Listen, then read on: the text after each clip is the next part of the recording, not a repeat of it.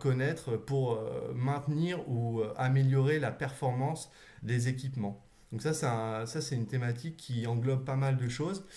Et on se disait que c'était intéressant du coup de vous amener toutes ces informations pour que non seulement vous améliorez vos connaissances là-dessus, mais qu'en plus vous soyez prescripteur, porteur du contenu de cette matinale. Voilà.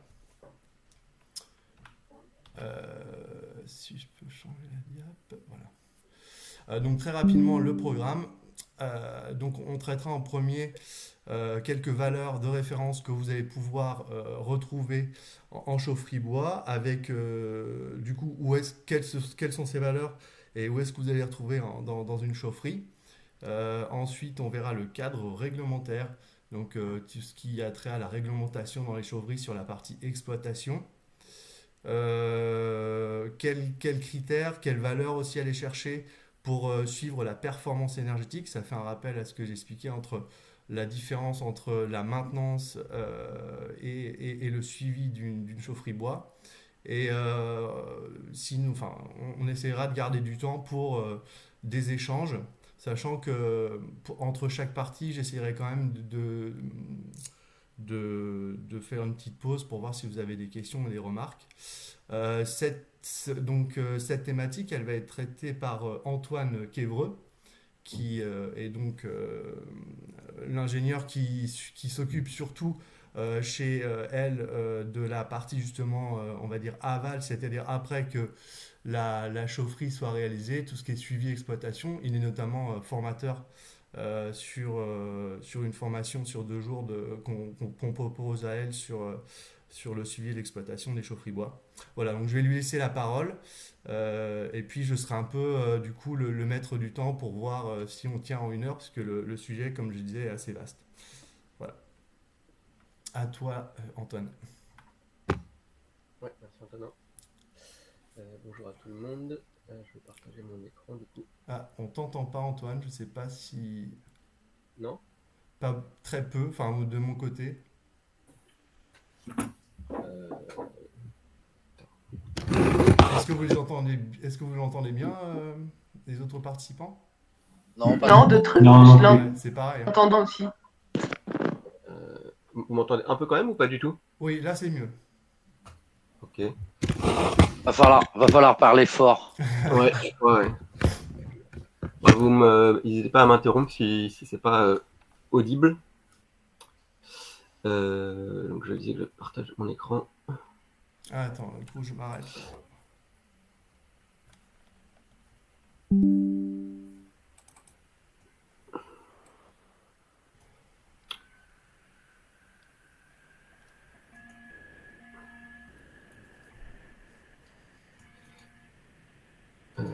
Antonin, tu peux arrêter ton partage d'écran ou... Euh, c'est c'est bon, j'ai arrêté le partage d'écran normalement. Ok. Cool.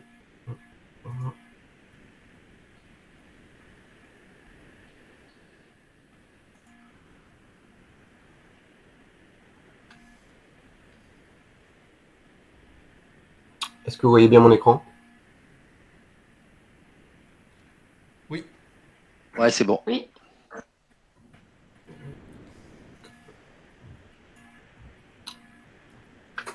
Ok. Donc, oui, comme disait Antonin, donc, je vous parlais de suivi d'exploitation d'une chaufferie bois ce matin, et en particulier, pour commencer, pour avoir quelques notions de référence en tête quand on va dans une chaufferie, pour essayer de voir tout de suite si avoir une idée en tout cas si du fonctionnement de la chaufferie, et avoir quelques notions de valeurs de base qui peuvent nous permettre de nous rendre compte s'il y a un souci ou pas. Moi personnellement, la première chose que je regarde quand je vais dans une chaufferie, au niveau d'une chaufferie bois, c'est la température des fumées. La température des fumées en sortie chaufferie. Bon, l'avantage c'est qu'il y a une sonde de température fumée sur toutes les chaudières bois, toutes les marques, toutes les technologies, qui est directement en sortie de la chaudière au début du carnot de fumée.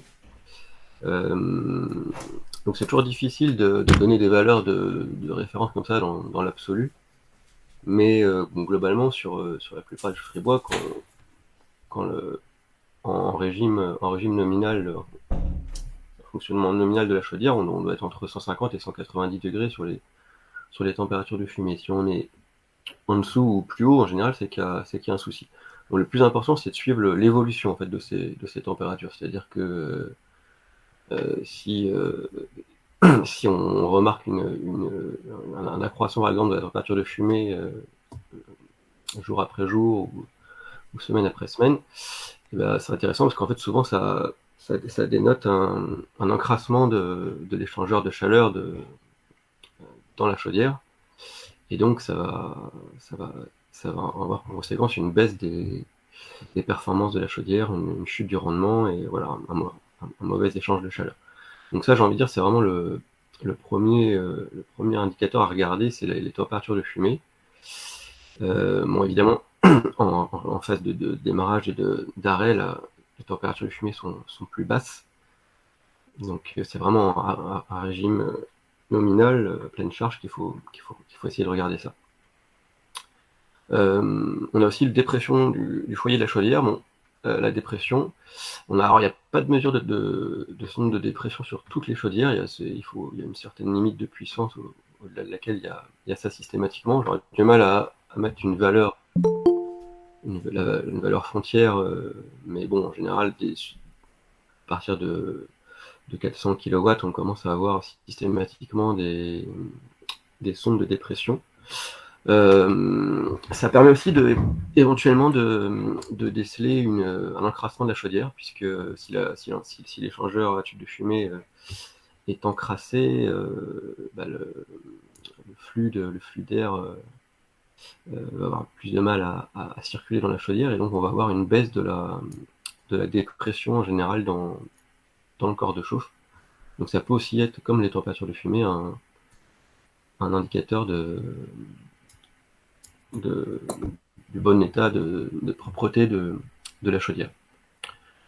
Donc pareil, en phase de démarrage et d'arrêt, pour évacuer tous les gaz de combustion à brûler, la chaudière, le ventilateur se met à fond, et donc on peut avoir des valeurs plus élevées pour cette dépression.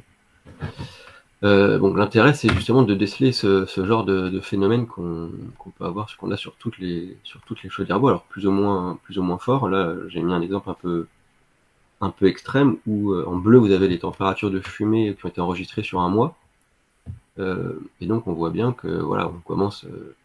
Alors, il y a toujours des cycles, hein, c'est normal en fonction des cycles de fonctionnement de la chaudière, mais on voit bien que les températures, qui au début sont en dessous, autour de 160, 170 degrés, elles augmentent assez rapidement du fait de cet encrassement justement de l'échangeur. Donc là, c'était un cas un peu extrême avec une chaudière qui n'avait pas de système de ramonage automatique, donc du coup uniquement du ramonage manuel, donc un encrassement du coup très rapide. Mais voilà, on voit bien que les températures de fumée reflètent directement cet encrassement de l'échangeur de la chaudière. On a aussi le taux d'oxygène contenu dans les fumées, qui est un bon indicateur, donc qui est mesuré avec la sonde lambda. Donc la fameuse sonde lambda qui se trouve en général juste à côté de la sonde de température fumée, d'ailleurs, directement en sortie chaudière. Donc là, pareil, en valeur de référence, en régime nominal, normalement, on doit être entre 8 et 12% d'oxygène dans les fumées. Sachant que le principe, on a l'oxygène qui est présent à 21% à l'état naturel dans l'air, donc lors de la combustion, une partie de cet oxygène est consommée par la combustion, et donc on doit retrouver un taux d'oxygène dans les gaz de combustion, donc forcément inférieur à 21%, puisqu'une partie a été consommée. Donc plus on est bas, plus c'est signe d'une combustion complète. Donc c'est pour ça qu'à régime nominal, c'est là qu'on doit retrouver des taux d'oxygène normalement le plus bas possible, enfin autour de 8-9%, c'est déjà très bien. Donc si sur une chaudière à pleine charge, vous voyez qu'on a du mal à descendre en dessous 12-13%, En général, ces signes, alors soit ces signes que la chaudière, en fait, elle est surdimensionnée, donc elle n'arrive jamais à descendre, elle n'arrive jamais à monter à pleine charge, donc d'où le fait que le taux d'oxygène ne descend pas très bas. Ou alors, ça peut aussi être signe d'un excédère, un excédère primaire, c'est-à-dire parce qu'en fait, la sonde lambda, elle commande l'air secondaire. Donc, si déjà l'air primaire est mal réglé, qu'il y a déjà trop d'air primaire en base, forcément, on va jamais descendre très très bas en oxygène, parce qu'on va avoir déjà trop d'oxygène apporté à la base. Et donc, la sonde lambda va pas pouvoir jouer son rôle de régulation de l'air secondaire. Et donc, le risque, c'est d'avoir un flux d'air trop important, et donc de ne pas avoir un bon échange dans la chaudière, et donc d'avoir aussi des températures de fumée trop élevées. Donc, je te rappelle la sonde lambda, qui est un élément très important qui doit être périodiquement réétalonné pour s'assurer qu'elle mesure bien ce taux d'oxygène. C'est inconcevable, hein, c'est normal, au bout d'un certain nombre d'années, 4, 5, 6 ans, de la remplacer. Un autre indicateur intéressant, c'est les températures d'eau, évidemment, départ et retour chaudière. Alors bon, là, on fait un peu ce qu'on veut en fonction des besoins du réseau qu'on doit chauffer, en fonction de l'éloignement des émetteurs, notamment, et puis de la nature des émetteurs. On va pas avoir... Mais en gros, en général, les températures de consigne sur les chaudières bois sont entre 80 et 95 degrés, on va dire. Mais ce qui est important surtout, c'est le delta T, donc c'est-à-dire la différence de température entre le départ et le retour. Puisque c'est ce delta T qui va nous assurer qu'on puisse fournir, quand c'est nécessaire, l'intégrité, enfin le total de l'intégrité de la puissance de la chaudière bois.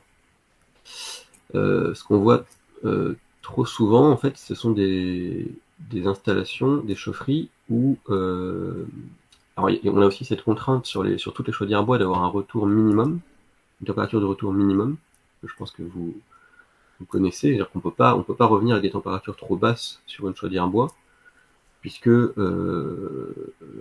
sinon le risque, en fait, c'est de faire de la condensation au niveau de l'échangeur de chaleur dans la chaudière, puisque les fumées comportent, si elles étaient en contact d'un retour trop froid, on aurait trop de condensation et un risque du coup de corrosion très rapide de la chaudière. Ça peut aller très très vite, hein. Une chaudière à bois où il n'y a pas la vanne de 3 voies qui la protège n'est pas présente ou n'est pas câblée correctement, en quelques mois vous pouvez percer l'échangeur. 3 mois. Donc c'est pour ça que toutes les chaudières à bois sont systématiquement équipées d'une vanne 3 voies de protection qui va assurer une température minimum de retour en général qui est réglée à 65 degrés. Parfois plus haute. Et donc on est limité par ce retour. Donc c'est important d'avoir une température un écart entre la température de départ et la température de retour qui soit en général les installateurs dimensionnent ça avec un delta T de 20 degrés très classiquement. Et parce que donc il ne faut pas oublier que c'est ce delta T multiplié par le débit de la pompe primaire chaudière qui va donner la puissance délivrée par la chaudière. Donc le débit de la pompe, lui, il est fixe, hein, il était en fonction de la pompe qu'on a choisie au départ, on a un débit donné. En général, on n'a pas de débit variable sur le circuit primaire de la chaudière, puisque ça ne sert à rien. On a un débit fixe. Et donc, c'est ce delta T qui va en fait définir la puissance qu'on délivre au réseau. Et donc, il faut que quand le réseau est en forte demande, donc on va avoir des températures de retour basses, et bien il faut qu'on ait un delta T entre le départ et le retour qui soit d'au moins 20 degrés pour pouvoir fournir, pour que la chaudière bois puisse fournir l'intégrité de sa puissance. Voilà, donc c'est un petit point de vigilance à voir. Si vous avez pas si par exemple vous avez une température de consigne à 80 degrés et une température de retour minimum qui a été réglée à 70, ça peut, des fois on en voit. Bon, bah déjà vous savez que d'ores et déjà, vous avez que 10 degrés de delta T. Si ça a été dimensionné, si la pompe a été dimensionnée pour un delta T de 20 degrés, bah vous savez que déjà, la chaudière ne pourra jamais délivrer plus de 50% de sa puissance. Donc c'est un peu dommage quand on a acheté une chaudière de n'importe quoi à 400 kW, en fait on se retrouve avec une chaudière de 200 kW. Donc c'est un peu dommage, et en général c'est le gaz ou l'énergie d'appoint qui prend le relais. Au niveau des autres valeurs, on a la température de foyer chaudière, donc ça c'est pareil, il n'y a pas ça sur toutes les chaudières, mais il y a à partir d'une certaine gamme, on a toujours une sonde de température foyer. Donc, alors, elle est plus. En général, on a des températures entre 650 et 950 degrés. C'est plus difficile de s'en servir, d'avoir une référence parce que ça dépend beaucoup de la position de la sonde dans le foyer. Mais en gros, je pense que ce qu'il faut retenir, c'est que passer 900 degrés, ça commence à être quand même très très chaud dans la chaudière. Et donc, un risque du coup d'endommager la chaudière de manière prématurée. Donc en général, il y a une boucle de sécurité dans la chaudière qui fait que si la température foyer dépasse une certaine valeur, la chaudière va ralentir, l'automate va faire ralentir la chaudière de manière automatique, quoi. Donc on ne pourra pas accéder à la puissance maximale de la chaudière de la même manière. Un autre indicateur très simple qui est presque, j'ai envie de dire, le plus important, c'est l'aspect des cendres.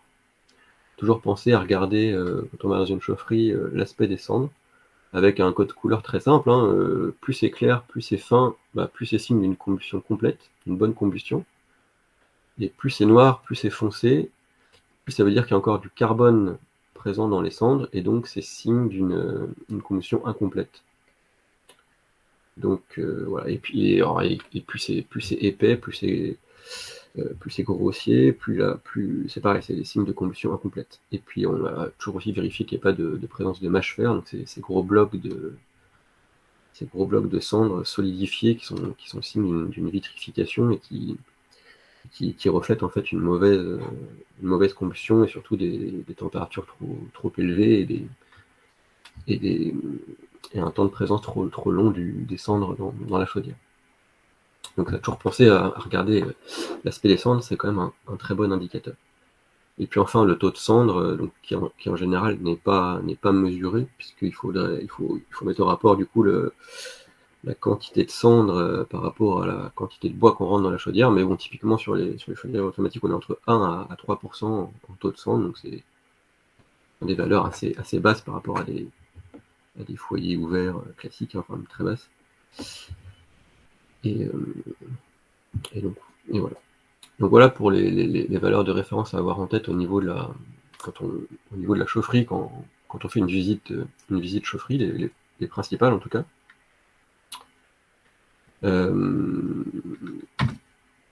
Au niveau des obligations réglementaires qui sont liées justement au suivi de cette chaufferie,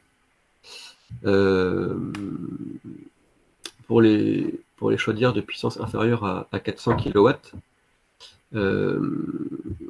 alors la réglementation impose un entretien annuel.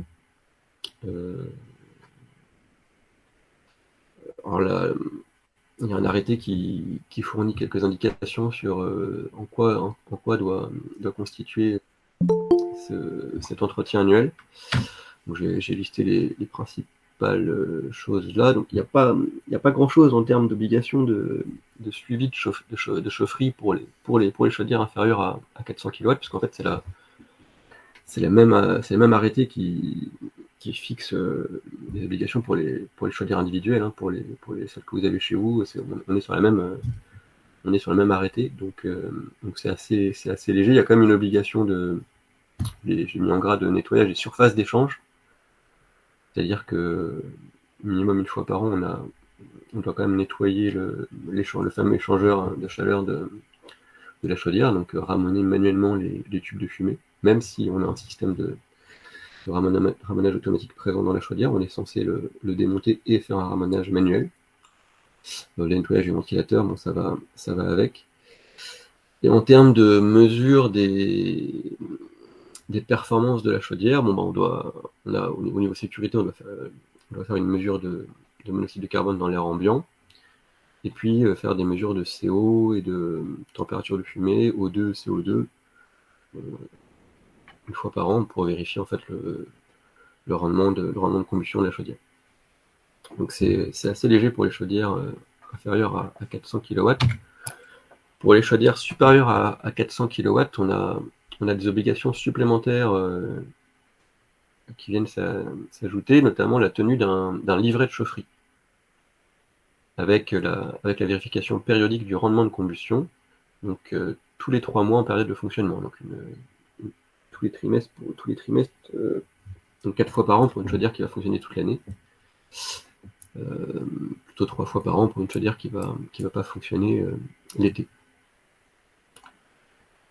Et on a ce fameux contrôle périodique obligatoire à faire tous les 2 ans par un organisme de contrôle qui ne doit pas être l'exploitant de la chaudière. C'est-à-dire que si vous avez une société de maintenance, une équipe chauffagiste qui intervient, vous êtes censé faire intervenir un bureau de contrôle indépendant tous les 2 ans. Donc, en pratique, c'est rarement fait, mais enfin, de ce que moi je vois, mais la réglementation dit ça en tout cas.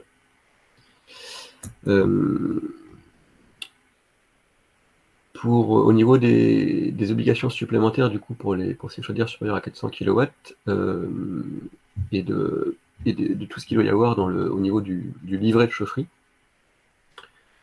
Donc là, en termes de suivi d'exploitation, on est quand même la réglementation est quand même beaucoup plus exigeante, puisque on doit avoir notamment tous les incidents d'exploitation, toutes les pannes qui doivent être normalement listées dans le livret de chaufferie, avec donc ce qu'ils appellent les fiches d'analyse, c'est-à-dire expliquer quelle était l'origine de la panne et ce qu'on a fait pour la résoudre. On est censé aussi suivre les livraisons de combustible et les consommations annuelles. Donc ça, en général, parce qu'il y a des livraisons de bois, en général, c'est fait, en tout cas pour ce qui est des tonnages. On verra par la suite que ça ne suffit pas forcément, mais on est censé aussi avoir, pour chaque livraison, l'origine du bois, la granulométrie et la plage de garantie d'hygrométrie, donc c'est-à-dire le taux d'humidité du bois. Donc ça impose d'avoir soit l'information du fournisseur, soit de la mesurer soi-même à chaque livraison, ce fameux taux d'humidité. Et puis, donc voilà, on doit avoir aussi des indications sur les travaux d'opération, d'entretien et de ramonage, et le résultat de tous les contrôles réglementaires, évidemment, qui doivent être présents dans le cahier de chaufferie, notamment tous ces fameux rendements de combustion là, qui doivent être mesurés tous les 3 mois en période de fonctionnement. En général, on fait ça avec ce qu'on appelle une mallette de combustion, un analyseur de combustion qui imprime un petit ticket.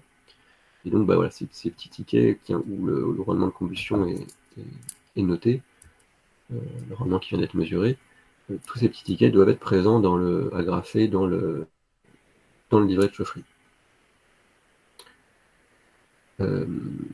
Et puis évidemment, les rapports d'inspection et les rapports de contrôle des organismes tiers demandés par la réglementation. Donc, je pense notamment par exemple au ramonage du conduit de cheminée, qui souvent est sous-traité à une entreprise spécialisée. La réglementation dit 2 fois par an. En pratique, la plupart le font qu'1 fois par an parce que ça suffit largement, mais donc voilà, ça doit être présent dans le livret de chaufferie, et puis on contrôle les disconnecteurs aussi, qui est réglementaire 1 fois par an. Donc voilà, au niveau des chaudières supérieures à 400 kW, on a quand même plus de contraintes en termes de suivi d'exploitation. Bon, je ne m'attarde pas sur les chaufferies supérieures à 1 MW, où là, voilà, on passe en ICPE, donc installation classée pour la protection de l'environnement, où là, on a encore d'autres contraintes qui viennent s'ajouter, et notamment le respect des valeurs limites d'émission pour tous les générateurs dont la puissance unitaire dépasse 1 MW. Donc avec l'obligation du coup de faire des mesures d'émissions en sortie chaudière.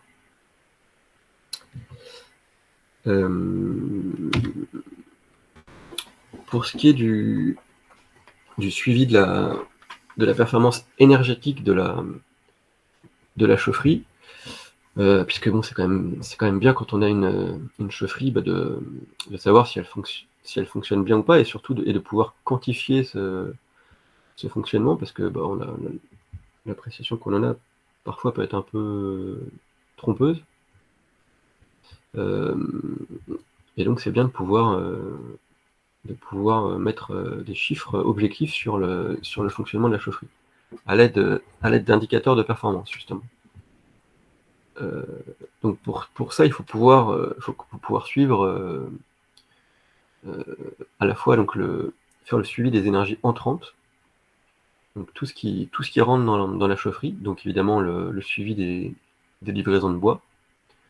Donc il va falloir suivre le tonnage, évidemment, toutes les quantités de bois qui sont livrées, mais comme on l'a dit, ça ne suffit pas, il faut aussi connaître le taux d'humidité du bois, puisque c'est le taux d'humidité, le pouvoir calorifique inférieur du bois dépend directement de son taux d'humidité. Comme vous le savez, plus on est sec, plus le pouvoir calorifique est important. Donc, pour pouvoir suivre l'énergie bois qu'on rentre dans une chaufferie, il faut connaître les tonnes qu'on rentre et le taux d'humidité, donc le PCI. Une fois qu'on a ces deux, c'est à la fois les tonnages et le PCI, pour chaque livraison, on peut calculer les mégawattheures bois entrée chaufferie. On doit aussi suivre dans le cas où on a un combustible d'appoint liquide comme type fuel domestique ou GPL, et il faut suivre évidemment les livraisons aussi de la même manière. Donc pour le fuel, les livraisons en litres, pour le GPL, les livraisons en kilos. Sachant que le PCI du fuel, je l'ai noté, c'est 9,96 kWh par litre, ça c'est une valeur qui est toujours la même. Et pour le propane, qui est quand même aussi pas mal utilisé, notamment dans toutes les communes où il n'y a pas le gaz naturel, c'est que le PCI est de 12,9 kWh par kilo.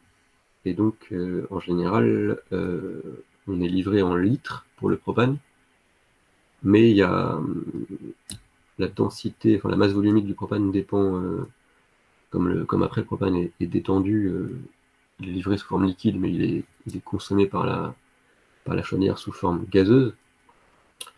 Donc sa masse volumique dépend de la température principalement de la température. Donc en général sur le bon de livraison, ou sur la facture, il y a toujours la masse volumique qui est indiquée en fonction de la température au moment de la livraison. Et donc ce qui est facturé sont bien des kilos de propane et pas des litres de propane. Donc on a accès un minimum sur la facture aux kilos ou aux tonnes de propane qui ont été livrées. Et donc grâce à ça, et avec le PCI, du coup, on peut suivre l'énergie entrante propane. Dans le cas où la chaudière d'appoint est au gaz naturel, ce qui est quand même le plus répandu, donc soit on suit directement les consommations de gaz sur la facture du fournisseur, hein. Mais parfois ça suffit pas parce qu'on n'a pas forcément le bon compteur qui est facturé. C'est-à-dire qu'on peut avoir le compteur gaz général qui va être facturé par le fournisseur, mais derrière on peut avoir du sous-comptage avec du gaz chaufferie, du gaz cuisine, ou bien d'autres usages. Donc dans ce cas-là, parfois ça implique par exemple de faire des petites soustractions ou si on n'a pas de compteur chaufferie, par exemple, mais qu'on a un compteur gaz général, un compteur gaz cuisine, ça peut être le cas, il va falloir qu'on vienne de soustraire les mètres cubes de gaz cuisine au compteur gaz général pour connaître les consommations de sa chaufferie, par exemple. Ou bien si on a un compteur gaz chaufferie en plus du compteur gaz général, mais qu'on a d'autres usages par ailleurs sur le site, et ben c'est le gaz général qui va être facturé, mais il va falloir qu'on suive les consommations de gaz chaufferie. Donc tout ça implique d'être capable de reconstituer soi-même sa consommation. Donc ce qu'il faut savoir, c'est que les compteurs de gaz en général, ils comptent ce qu'on appelle des mètres cubes bruts. Et donc la première étape, c'est de calculer, enfin c'est ce que fait le fournisseur, hein, de calculer ce qu'on appelle les mètres cubes corrigés, ou bien les normaux mètres cubes, donc, qui vont être fonction de la pression, de la température et de l'altitude. Donc on a ce qu'on appelle un coefficient PTZ, donc P comme pression, T comme température et Z comme l'altitude. Et donc c'est principalement la pression de comptage en fait qui va déterminer ce coefficient. Alors ce coefficient vous le trouvez sur la facture du fournisseur. Ou sinon, il y a des valeurs à avoir en tête. Il y a deux principales pressions de comptage pour le gaz naturel, c'est soit 300 millibars, soit 21 millibars. Si vous êtes en 300 millibars, en gros, ce coefficient PTZ, il va être autour de 1,25 à peu près. Donc ça veut dire que pour 100 mètres cubes bruts livrés, en fait, vous avez, c'est quoi ça équivaut à 125 mètres cubes corrigés, ou 125 normaux mètres cubes.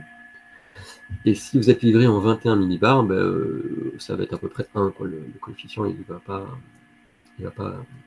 avoir une grosse influence, il va pas y avoir une grosse différence entre les mètres cubes bruts et les mètres cubes corrigés.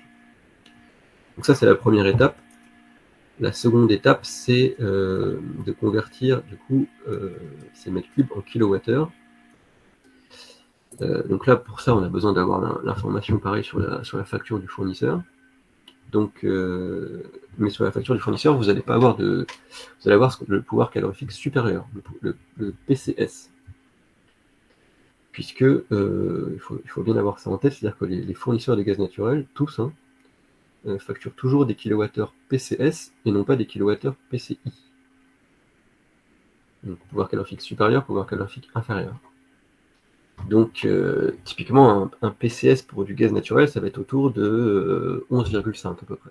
Alors ça peut varier, on va dire, entre 11 et 12 en fonction de 11 et 12 kWh par mètre cube en fonction de l'origine du gaz. Donc ça, c'est la seconde étape. Et la dernière étape, c'est de convertir du coup ces kilowattheures PCS en kilowattheures PCI. Et donc pour le gaz, c'est simple. Pour le gaz naturel, il y a un coefficient 0,9. Donc kilowattheure PCS fois 0,9 donne les kilowattheures PCI. Et donc là, on peut bien comparer ce qui est comparable, c'est-à-dire des mégawattheures bois PCI, des kilowattheures fuel ou propane PCI et des kilowattheures gaz PCI.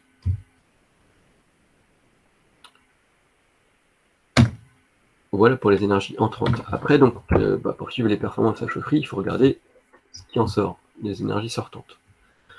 Donc pour ça, il faut faire des relevés compteurs. Donc il faut pour chaque compteur, en fait, il faut bien vérifier ce qui compte et donc établir ce qu'on appelle le schéma de comptage de sa chaufferie. Donc en général, on a systématiquement un compteur d'énergie sortie chaudière bois, puisque si vous avez vu des aides du plan bois Énergie Bretagne ou de l'ADEME, depuis maintenant pas mal d'années, c'est une obligation d'avoir un compteur d'énergie en sortie de la chaudière bois, puisque c'est ce qui va être contrôlé au niveau du solde de la subvention. Donc ça, en général, il est systématiquement présent. Ensuite, après, c'est en fonction des chaufferies. C'est-à-dire que vous pouvez avoir un compteur d'énergie en sortie de la chaudière d'appoint. Vous pouvez avoir un compteur d'énergie en départ, ce qu'on appelle départ réseau, donc qui va compter à la fois bois plus gaz, enfin bois plus l'énergie d'appoint. Si vous êtes sur un réseau de chaleur, vous allez avoir des compteurs d'énergie en sous-station, en général. Vous pouvez avoir aussi des compteurs d'énergie des fois, dans le chauffe-eau, on voit ça sur chaque départ de chauffage, pour quand on veut vraiment séparer et savoir ce que chaque bâtiment ou chaque type d'usage consomme.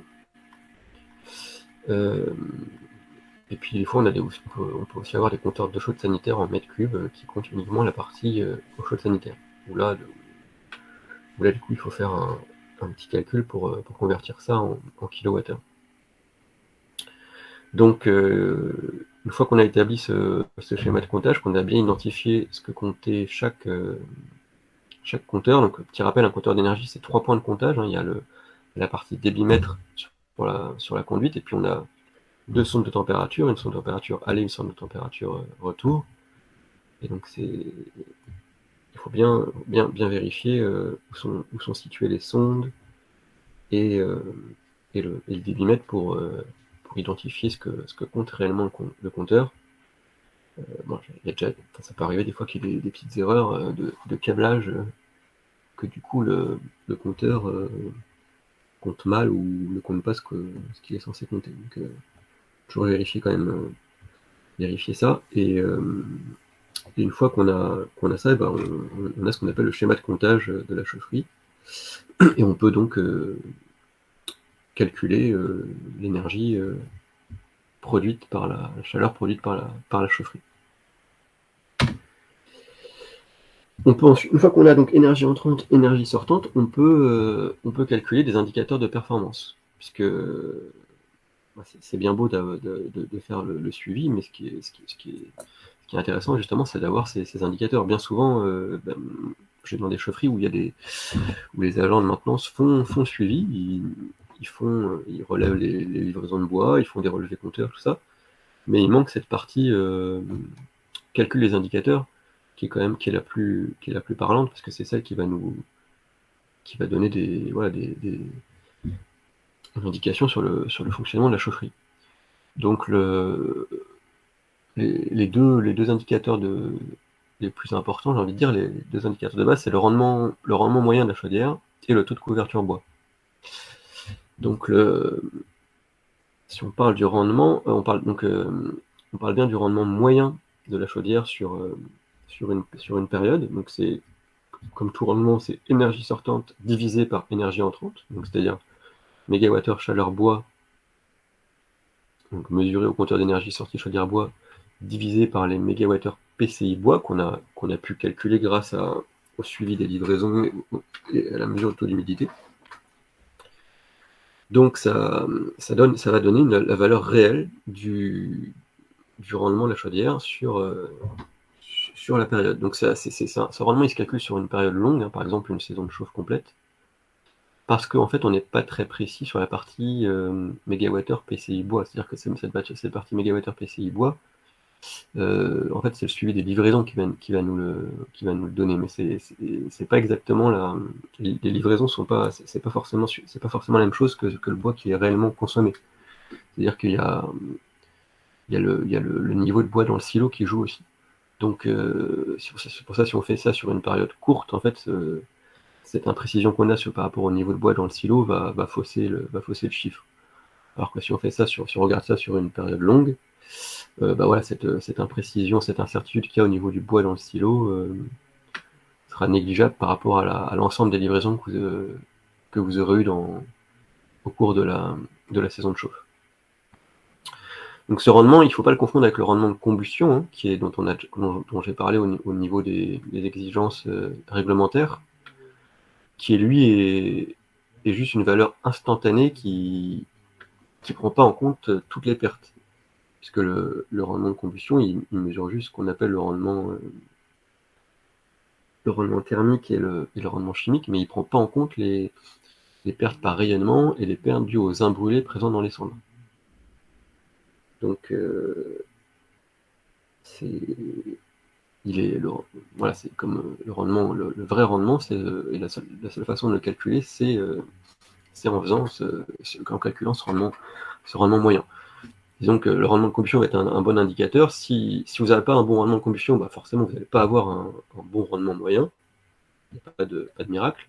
Par contre, c'est pas parce que vous avez un bon rendement de combustion que vous allez forcément être bien au niveau du rendement moyen de la chaudière. C'est-à-dire que, en général, l'opérateur exploitant fait son rendement de combustion dans des conditions idéales, c'est-à-dire avec la chaudière qui est bien ramonée, enfin bien propre et à son régime nominal. Donc en général, on a quand même des valeurs qui sont plutôt bonnes sur le rendement de combustion, autour de 80-85%, voire même un peu plus. Mais si ça ne reflète pas du tout la réalité de la vie de la chaudière, c'est-à-dire si en réalité la chaudière elle est par exemple elle est surdimensionnée et qu'elle ne fonctionne qu'à faible régime toute l'année avec plein de courts cycles et tout ça, le rendement réel de la chaudière il va être très très bas. Et puis, ou pareil, si par exemple vous faites un ramonage dans l'année et que la chaudière est propre à ce moment-là, mais qu'après derrière vous en occupez plus du tout et qu'elle est très encrassée, le rendement réel, lui, il va être bas aussi, quoi. Donc, pour illustrer ça, juste quelques valeurs de référence à avoir en tête pour le rendement moyen de la chaudière. Donc, c'est personnel, je dis pas que c'est... Mais en gros, si vous calculez un rendement moyen supérieur à 90%, c'est suspect. C'est-à-dire que il y a de fortes chances que le rendement soit faux, en fait, qu'il soit faussé. Soit le compteur d'énergie sur compte, en sortie chaudière, soit il vous manque des livraisons de bois qui ont été oubliées, soit vous surestimez l'humidité du bois, par exemple. Ça peut être des raisons qui font que vous trouvez un rendement trop élevé. Supérieur à 90% sur toute une saison, c'est quand même c'est peu probable.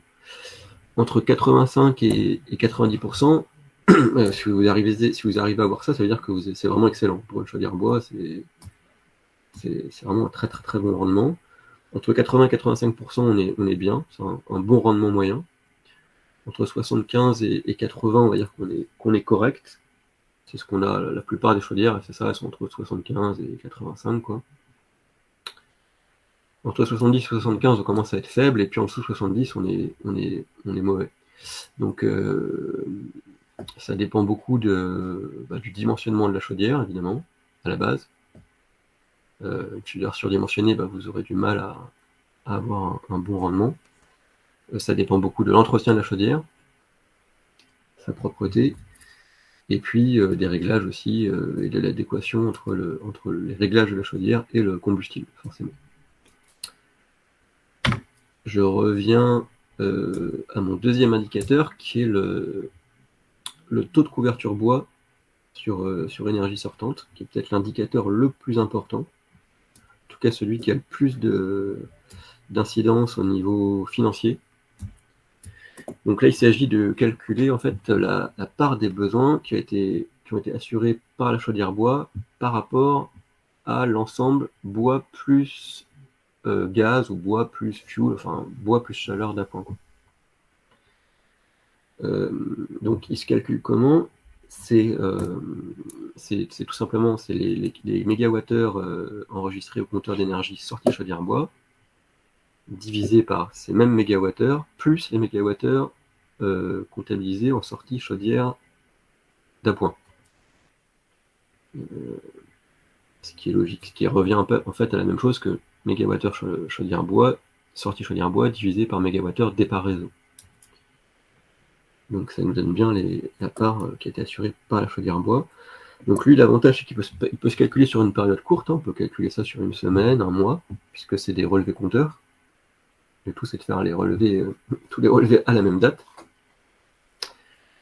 Et alors, par contre, c'est difficile de donner une valeur de référence parce que, des valeurs de référence parce que ça dépend directement du dimensionnement de la chaudière. C'est-à-dire que il faut plus se comparer par rapport à l'étude, en fait, par rapport à la valeur prévisionnelle qui a été prise en compte dans l'étude pour cette chaufferie. Très souvent, on est autour de 80%. Enfin, beaucoup de chaufferies sont dimensionnées comme ça, avec un taux de couverture bois de 80% ou 90%. Enfin, tout dépend. Mais en tout cas, c'est à ça qu'il faut se comparer. Mais après, on peut aussi avoir des fois des réseaux de chaleur avec des taux de couverture bois beaucoup plus bas. Ça existe aussi. En général, on est quand même supérieur à 50% parce que c'est ce qui permet d'avoir la TVA à 5,5 sur la chaleur livrée en sous-station.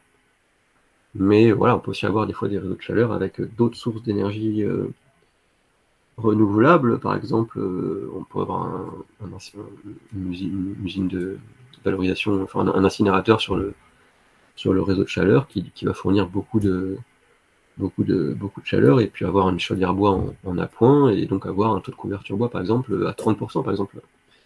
Et donc ouais, c'est à ça qu'il va falloir se comparer. Donc c'est pour ça que c'est difficile de donner une valeur de référence, mais il faut se comparer par rapport à l'étude, puisque en fait si on est en dessous ce taux de couverture bois, ça veut dire quoi? Ça veut dire qu'on consomme plus des autres énergies, du gaz par exemple, que donc d'une part on ne remplit pas la mission qu'on s'était fixée au départ de substituer les énergies fossiles par une énergie renouvelable, et en plus on ne va pas profiter de l'économie de fonctionnement due au fait que le bois d'échité coûte beaucoup moins cher que toutes les énergies fossiles. Donc ce taux de couverture bois, c'est vraiment le plus important, et c'est là qu'on fait le plus d'éco. Enfin voilà, le rendement est important aussi, mais entre 5% d'écart sur un taux de couverture bois et 5% d'écart sur un rendement, l'incidence financière est bien plus forte sur le taux de couverture bois que sur le rendement. C'est-à-dire que du fait de l'écart de prix des énergies. Antoine, il te reste, on va dire, on a commencé un tout petit peu en retard, donc il te reste 5-10 minutes maximum pour terminer ta présentation. Ok, on a vu de toute façon un peu la pression. Ok, on a vu les deux indicateurs les plus importants, donc maintenant je vais vous parler d'autres indicateurs qu'on rencontre aussi, mais que moi j'estime un peu moins, enfin qui sont importants aussi, mais donc on a aussi le taux de couverture bois sur énergie entrante, ce qu'on appelle, donc c'est exactement la même chose que ce qu'on vient de voir, sauf qu'au lieu de prendre l'énergie en sortie chaudière, on la prend en entrée chaudière. Donc on va prendre les mégawattheures PCI bois, qu'on va diviser par les mégawattheures PCI bois plus les mégawattheures PCI d'appoint. Donc ça, du coup, on peut calculer que sur une période longue, parce qu'on retrouve cette notion d'énergie bois, des livraisons de bois, qui dépend des livraisons de bois. Et ce taux de couverture bois sur énergie entrante, il peut être trompeur si on a une grosse différence de rendement entre la chaudière bois et la chaudière d'appoint. C'est-à-dire que si par exemple la chaudière gaz a un bien meilleur rendement que la chaudière bois, le taux de couverture bois sur énergie entrante peut être bon, alors que le vrai taux de couverture bois sur énergie sortante, lui, du coup, va être dégradé par rapport à ça, du fait de cette différence de rendement. Donc je dirais que ce taux de couverture bois, il n'est utilisé que si le schéma de comptage de la chaufferie ne permet pas de calculer le taux de couverture bois sur énergie sortante. J'ai fait une erreur là. Que si le taux de couverture, que si on ne peut pas calculer le taux de couverture bois sur énergie sortante parce qu'on manque de compteurs. Mais si on a tous les compteurs qu'il faut se concentrer sur le taux de couverture bois sur l'énergie sortante. Dans le cas d'un réseau de chaleur, on a le rendement du réseau, qui est tout simplement toujours pareil, ce qui sort divisé par ce qui rentre, donc la somme des mégawattheures consommés en sous-station divisé par les mégawattheures départ réseau. Ce rendement du réseau de chaleur, ça exprime un peu la même chose que ce qu'on appelle le taux de perte réseau, qui est un peu une autre façon d'exprimer la même chose. Donc les pertes réseau, c'est quoi? C'est les mégawattheures départ réseau moins la somme des mégawattheures consommés en sous-station. Et donc le taux de perte réseau, ce sont ces pertes réseau divisées par les mégawattheures départ réseau. Donc le taux de perte réseau, il est directement en fonction de la densité thermique du réseau et de la qualité d'isolation thermique du réseau. Il y a plusieurs qualités qui existent de tuyaux pour les réseaux de chaleur, et donc forcément ça joue sur le rendement et donc sur les pertes du réseau.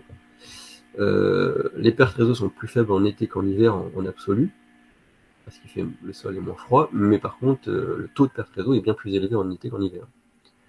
le taux de perte réseau moyen annuel pour un réseau de chaleur, ça peut varier entre 5 et 15%. On peut être à 5% sur un réseau de chaleur urbain très dense, et on peut monter à plus de 15% sur le réseau de chaleur d'une petite commune rurale où il n'y a pas des gros, où les bâtiments raccordés n'ont pas des gros besoins. Et on peut avoir des pertes réseau supérieures à 20% pendant la saison de non-chauffage si on fait fonctionner le réseau que pour le chaud sanitaire, par exemple. Donc voilà, bien réfléchir à ça. Un autre indicateur qu'on utilise souvent au niveau des études, c'est le temps de fonctionnement équivalent pleine puissance de la chaudière bois, qui se calcule de la sorte, ce sont les kilowattheures sortis chaudière bois divisé par la puissance nominale de la chaudière en kilowatts. Donc ça permet d'avoir une idée du degré d'utilisation de la chaudière.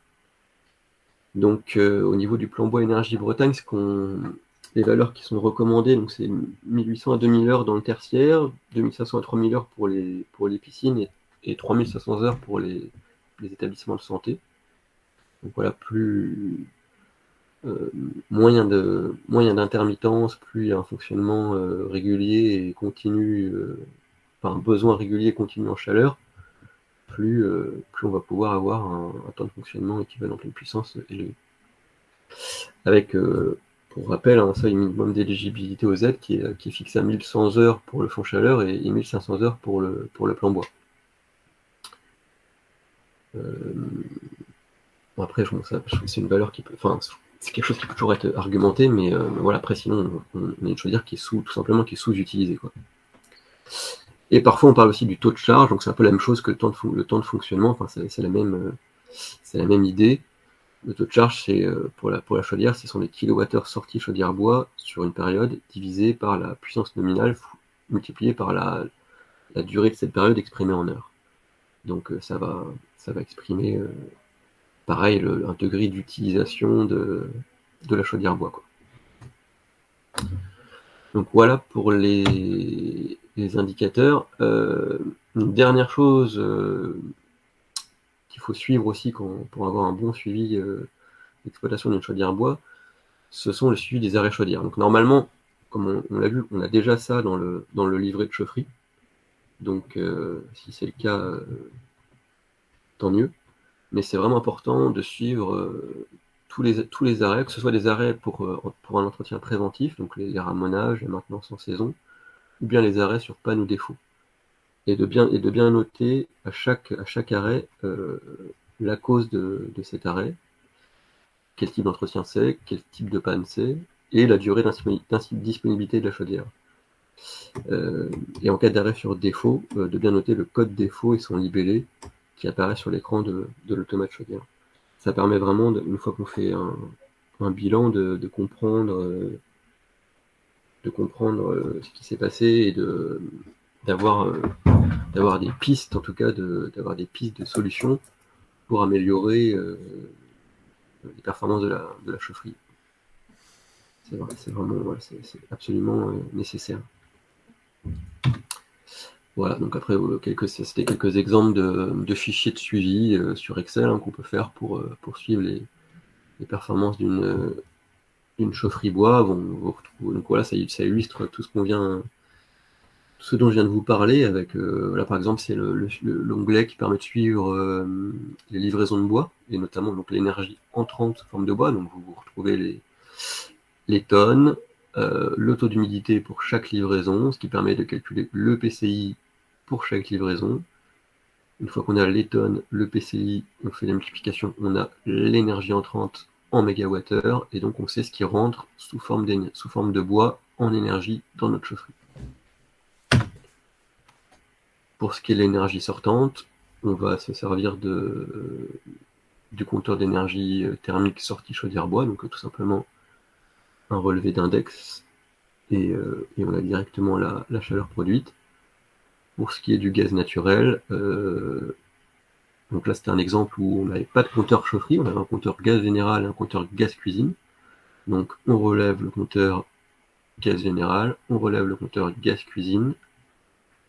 On sait qu'il y en a un qui est en 300 millibars, l'autre qui est en 20 millibars, donc on prend les bons petits coefficients de correction qui vont bien. on prend le PCS dans l'idéal sur la facture du fournisseur, sinon au pire on peut prendre 11,5 comme valeur moyenne pour une première approche, qui nous permet de calculer les kilowattheures gaz. Donc PCS, et après si on prend PCS, il faudra bien le convertir en PCI pour calculer tous les indicateurs, parce que tous les indicateurs, que ce soit les rendements, les taux de couverture, c'est toujours calculé avec des kilowattheures PCI. Les rendements sont calculés comme ça, c'est une convention. Et donc on peut calculer nos deux indicateurs de base qui sont le rendement uniquement sur la période longue, donc j'ai qu'une valeur moyenne pour l'ensemble de ma saison, et le taux de couverture bois sur énergie sortante avec une valeur moyenne sur la saison et une valeur à chaque relevé, puisque on peut le calculer sur une période courte. Et enfin, un dernier onglet pour le suivi justement des arrêts chaudières, avec pour chaque arrêt, est-ce que c'est du curatif, est-ce que c'est du préventif, à quelle heure la chaudière s'est arrêtée, à quelle heure la chaudière a redémarré, quand on a l'info, et du coup la durée d'indisponibilité de la chaudière et la cause. Avec ça, avec ce type de suivi, là, on peut bien suivre les performances d'une chaufferie et avoir une idée des soucis qu'elle peut rencontrer. Et du coup, pouvoir faire des hypothèses sur ce dysfonctionnement et avoir des idées de solutions pour améliorer les choses. Voilà, donc juste pour rappel, donc à l'association L, en rapport avec le suivi des chaufferies, on propose plusieurs types de prestations, notamment, comme on avait parlé Antonin au début, on fait une formation conduite de chaufferie bois 2 fois par an, 2 sessions sur 2 jours, où on revient aussi sur toutes ces notions. On fait des analyses de bois en laboratoire, donc pour quantifier, pour qualifier le bois, donc son taux d'humidité, sa granulométrie notamment. Et puis voilà, on propose aussi des bilans de fonctionnement pour pouvoir justement calculer ses performances, calculer ses taux ses indicateurs, faire un petit historique, voilà, pour mettre des chiffres sur le fonctionnement de la chaufferie. Voilà. Je remercie. Et puis pour aller plus loin, si vous le souhaitez sur ce sujet, il y a ce petit lien là qui renvoie sur une page de notre site internet où il y avait notamment le petit guide qui avait été fait dans le cadre du projet Optiwood, où un guide qui fait une douzaine de pages qui donne des recommandations en termes de suivi des performances et d'optimisation de chaufferie. Je rends la main. Ok, merci beaucoup Antoine pour cette présentation qui m'a paru moi très exhaustive et bien illustrée. C'était très intéressant. Je vais laisser. Alors je suis un petit peu désolé, on a débordé de 7 minutes, mais bon, on avait commencé avec 7 minutes de retard, donc voilà. Mais je vais laisser la parole aux participants, à voir s'ils ont des questions. Moi, ce que je vous propose, c'est de lever la main. Je crois que c'est possible dans l'interface de la, comment dire, pour faire la visioconférence. Voilà, je sais pas. Ou alors, vous pouvez aussi écrire vos questions en commentaire. Je vous laisse la main.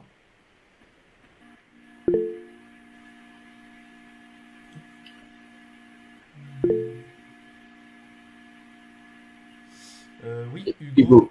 Quelle question? Hugo, Ouais, merci. Ouais. Juste pour savoir si vous avez un tableau à jour de conversion en fonction de l'humidité du bois, les kilowattheures PCI qu'il en ressort via le tonnage. Est-ce que vous avez ça à jour? Parce que c'est vrai que je cherchais sur Internet, mais il y a pas mal de données différentes, je trouve.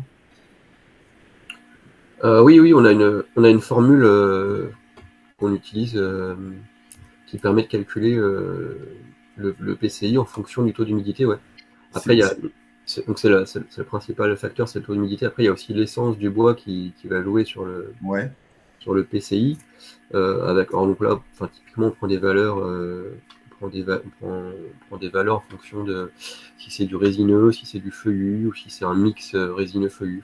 C'est typiquement ce genre de choses avec des valeurs. Après, on a aussi le détail des PCI pour chaque type d'essence, mais en général, voilà, on n'a pas ce niveau de précision au niveau des livraisons de bois. Donc, moi, je me base typiquement sur ça. Voilà, est-ce que c'est majoritairement résineux, majoritairement feuillu ou un mix des deux? Et en fonction de ça, et du taux d'humidité, évidemment, je calcule le PCI comme ça, quoi. Et la formule, elle est trouvable sur. C'est possible de l'envoyer. Ouais, je pourrais la rajouter éventuellement dans le PowerPoint, comme ça, vous l'aurez. Ok, bon, super, merci beaucoup.